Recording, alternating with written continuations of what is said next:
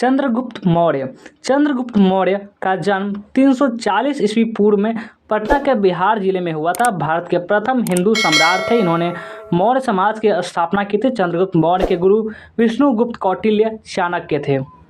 और मौर्य वंश के बारे में जानकारी के स्रोत की बात करें तो मूर्तिकला, समकालीन रचनाएं, मेगास्थनीज द्वारा लिखित इंडिका पुस्तक, चंद्रगुप्त मौर्य के दरबार में आए यूनानी राजदूत मंत्री द्वारा लिखी गई पुस्तक से जानकारी मिली है। अर्थशास्त्र पुस्तक चाणक्य द्वारा लिखित, इसके कुछ भागों की रचना कौटिल्य तथा चाणक्य ने की थी। इस पुस्तक से मौर्य शासकों के बारे में जानकारी प्राप्त की होती है। जैन बौद्ध पौराणिक ग्रंथों से जैन ग्रंथ, बौद्ध ग्रंथ, पौराणिक ग्रंथों और भी कई प्रकार के ग्रंथों से मौर्य साम्राज्य के बारे में जानकारी मिलती है।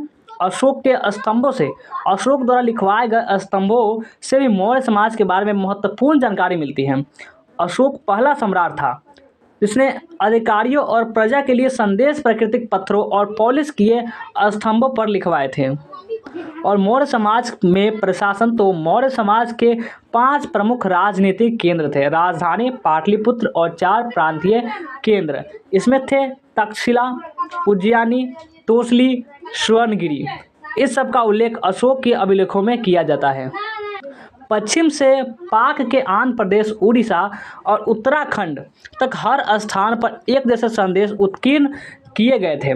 ऐसा माना जाता है कि इस साम्राज्य में हर जगह एक समान प्रशासनिक व्यवस्था नहीं रही होगी, क्योंकि अफगानिस्तान का पहाड़ी इलाका, दूसरी तरफ उड़ीसा तटवर्ती क्षेत्र था। तक्षशिला और उज्जैनी दोनों लंबी दूरी वाले महत्वपूर्ण व्यापार मार्ग थे। स्वर्णगिरी सोने का पहाड़, कर्नाटक में सोने की खानें थी। साम्राज्य के संचालन में भूमि और नदियां दोनों मार्गों में आवागमन बना रहता है आवश्यक था। राजधानी से प्रांतों तक जाने में कई सप्ताह या महीने का समय लगता होगा।